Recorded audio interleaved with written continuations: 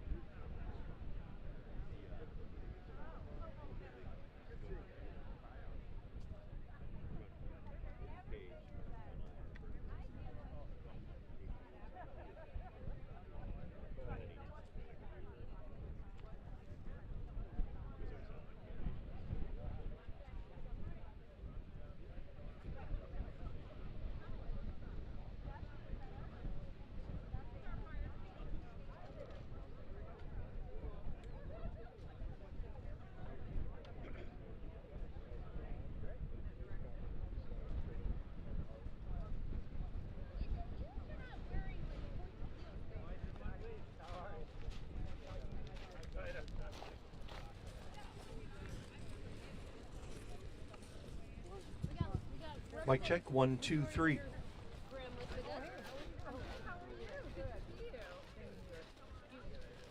I'm introducing you. Yes, you are. Yep, and then you're introducing no, you're introducing Ted Selectly right here. All right. You warm enough, Governor? I'll be all right. You have a jacket if you want to see it. No, I'm good. Yeah, this is. Did you meet Alan and Lori? Hi, Alan. Hi. I'm introducing you. Yeah. Lori is the town manager. Alan's the head selectman. All right. Yep. We like that. Should we get some more people? Yeah. Yes, I do. Come on down. Just want to make sure. We want to be supportive. Thank you. Come on down. I'm corralling the leaders.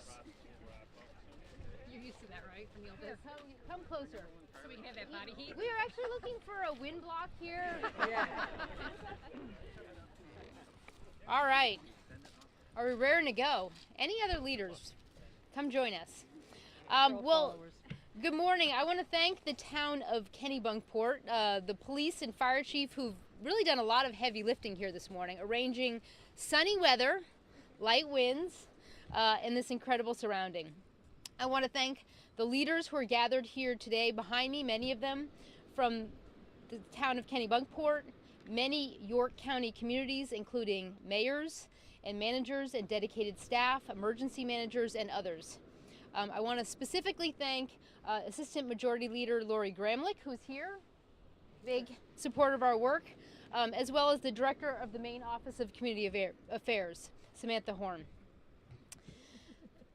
As you'll hear today from local leaders, we are standing in a spot that was deeply impacted by the winter storms of 2023 and 2024, like so many communities across Maine. My hometown, a fishing community in Knox County, faced a similar severe hit. Our working waterfront and our businesses are still working to recover. Like Kennebunkport and so many towns across Maine, we are all working to rebuild in a way that will survive the storms ahead. We'll hear today that this community and so many others like it are moving forward with a variety of smart, proactive actions to protect public safety and protect key economic and infrastructure assets. And as you'll hear today, many towns across the state, from the town of York to Caratunk to Dover-Foxcroft, are doing the same. While the coast faces tremendous risks from climate-driven storm events and sea level rise, we know that this is not just a coastal issue or just an issue for riverfront communities. We know that it's an issue for every community in Maine in some way, whether it's increasing major rain events, wildfire concerns, or taking care of vulnerable residents during times of extreme heat or cold. Following the storms of 2023 and 2024, Governor Mills set an ambitious goal to engage 100 new communities in the state's Community Resilience Partnership Program. She knew just how important it was to partner with our communities to prepare for the storms ahead. As you will hear today, Maine is exceeding our goals, and we aren't stopping there. Last week, we saw significant bipartisan support for LD1, emergency legislation to support homeowners, communities, and emergency managers better preparing for increasing storm events. Governor Mills signed that bipartisan law right away, and state leaders are already moving forward rapidly to implement the new law. And next week, the state will unveil the state's first infrastructure resilience plan, a key initiative to better plan for a changing future. I want to thank Governor Mills for her tremendous leadership, and I want to thank my incredible team who leads this Community Resilience Partnership Program. As I said, Maine keeps setting ambitious goals, and we keep exceeding them, whether that's installing heat pumps or supporting communities on the leading edge of these challenges. I'm very proud of the team that has done so much hard work to get here today, including my team, Sarah Curran, Brian Ambrette, Ashley Krulik, Casey Zorn, and Cy Coffey. The team who manages this program spent hundreds of hours developing this unique grant round, evaluating applications, negotiating with our federal partners, and getting to this exciting day. And this is an exciting day. As you will hear from the governor, today's announcement includes the largest round of awards ever from this now 4-year-old program. Boldly supporting communities taking action was a strategy that was clearly laid out in the state's 4-year climate action plan, Maine Won't Wait. The program was started on a shoestring in 2020 as a pilot project with support from philanthropy, and then it was fully launched by Governor Mills in 2021. And as you'll hear today, we now have more than 260 communities across Maine participating. That is a big deal. We knew this program was important because local leaders on the ground are doing the heavy lifting in their communities. They know best what will make a difference, whether it's upsizing a culvert, insulating a town building, or provide warming and cooling shelters. This program is making a difference in the lives of Maine people, and it's helping communities prepare, protect public safety, be more efficient, transition to clean energy, and produce savings for property taxpayers. I want to thank Governor Mills for her leadership and for her continued support. And then I want to introduce the governor of the great state of Maine. Oh, thank you. Thank you.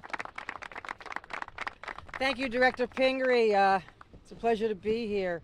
I was thinking on the way down here, of course in the car it wasn't as windy, but it's easy on a day like this, a beautiful spring day in Maine, May 1st.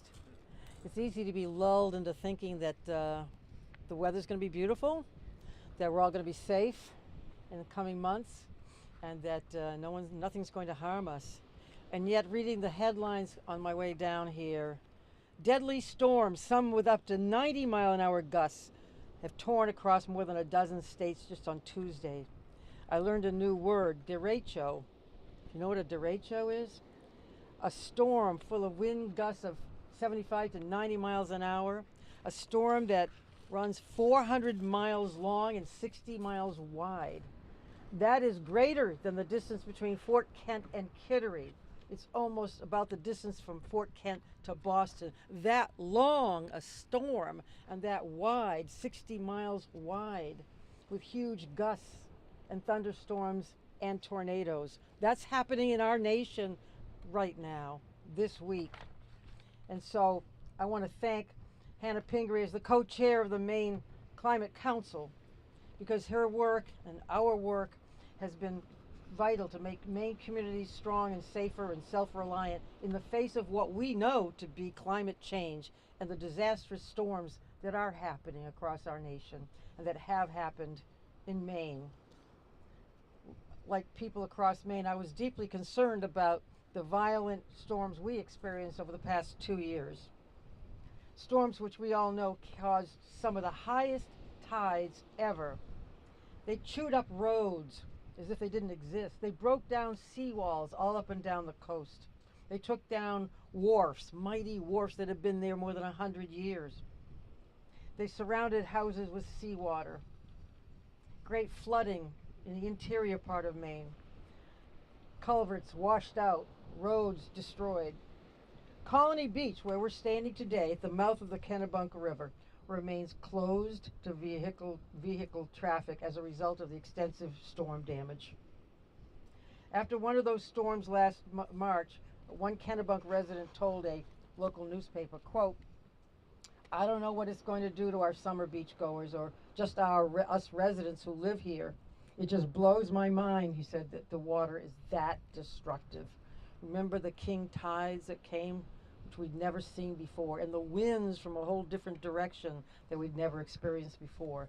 Dairy barns that were facing one way to protect themselves against the normal winds were torn down by these unexpected winds.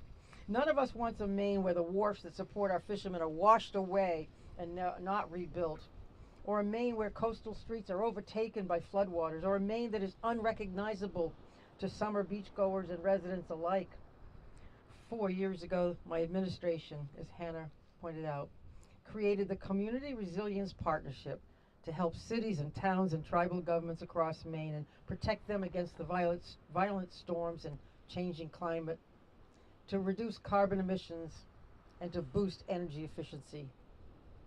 Since then, a total of 263 towns, cities, and tribal governments representing more than 75% of Maine's entire population have strengthened their communities against the dangerous storms that we know result from climate change.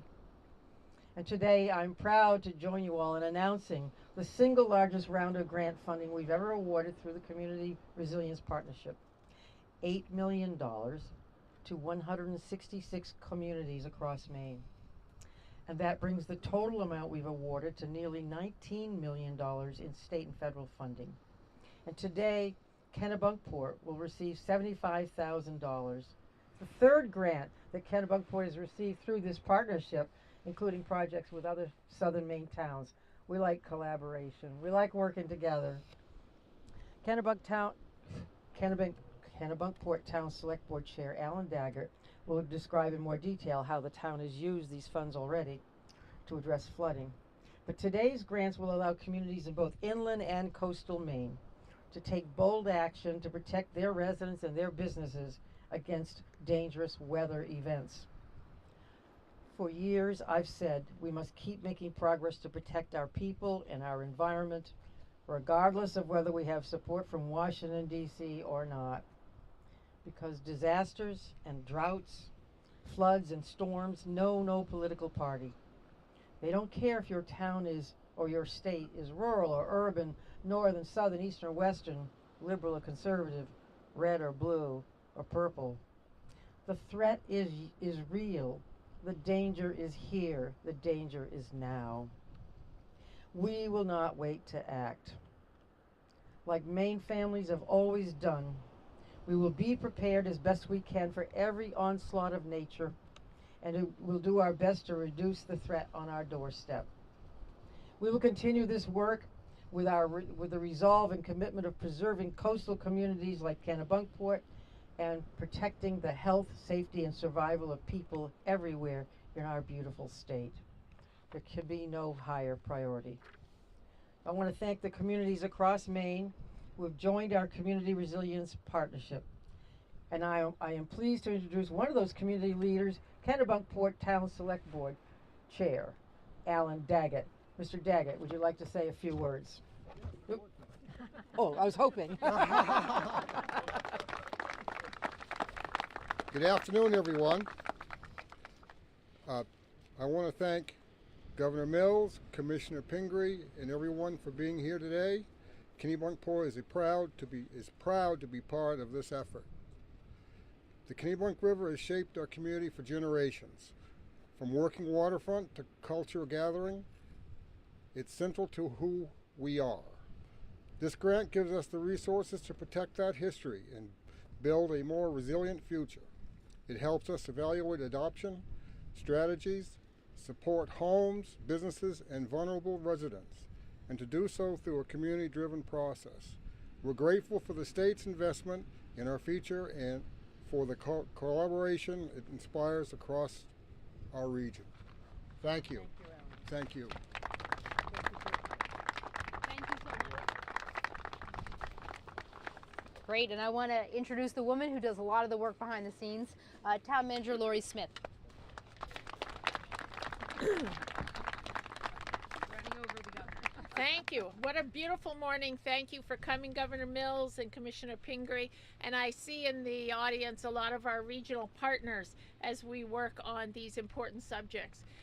As Governor Mills said, this is our third grant. We had one already that we worked with the Climate Initiative in the town of Kennebunk on listening sessions to understand better what our residents were concerned with and what they see are avenues and solutions.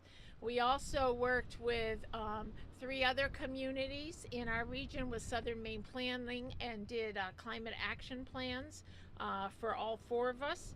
And today we are focused on another problem, which is the flooding of the Kennebunk River.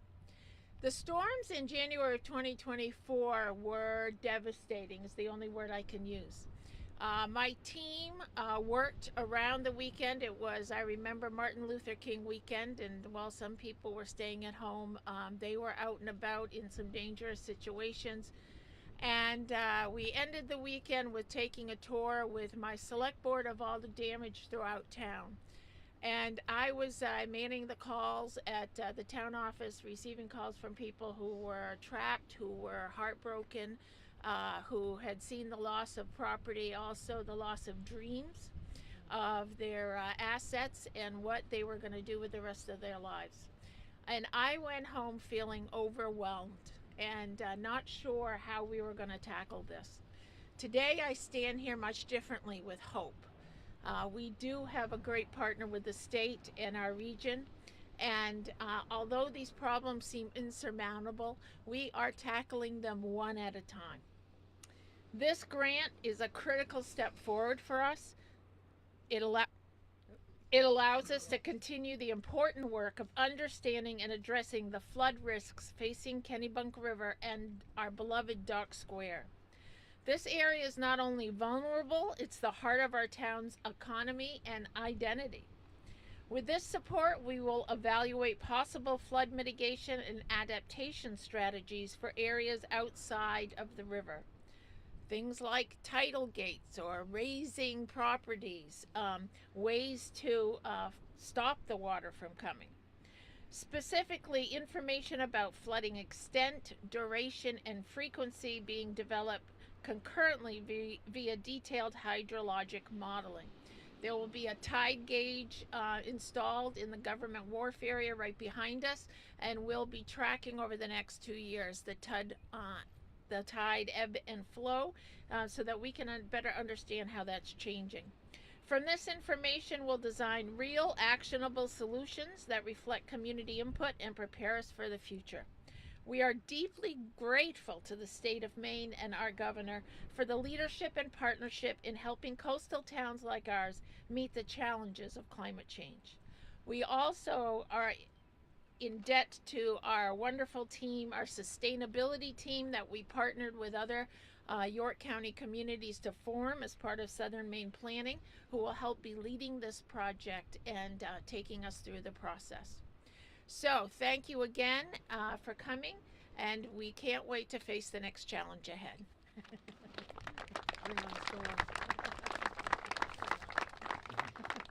Well, I just want to close and again thank all of the city leaders, community leaders who are here. I think most of the Board of Selectmen is here. I want to thank again the governor, and we're happy to take a couple of questions if there are any. Penny. Can you talk a little bit about the split from whether the amount that the feds are kicking in for this round has changed at all from the past administration? Sure. Well, this grant round of nearly $8 million comes from primarily state funds passed by state legislators in a most recent budget, as well as an ongoing appropriation. There are a couple $1 million from NOAA that are being a part of the state's large climate resilience grant, and we have been in good contact with our friends at the federal level. They have approved this grant round, so there have been no changes, and we're glad to still have a partnership on this project. Great. All right.